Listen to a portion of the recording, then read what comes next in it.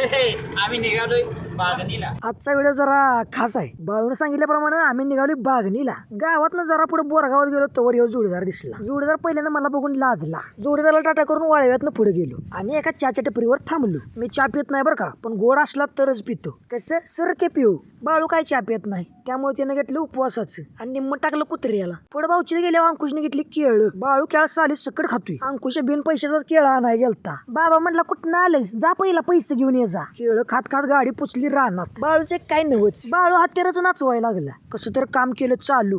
हळू कर बाबा, नाहीतर जमिनीतल्या पायपा फुडशील. ही बघा रानातली आमच्या चेअरगरला कशी नसत्या, पाहिजे काय पेलला.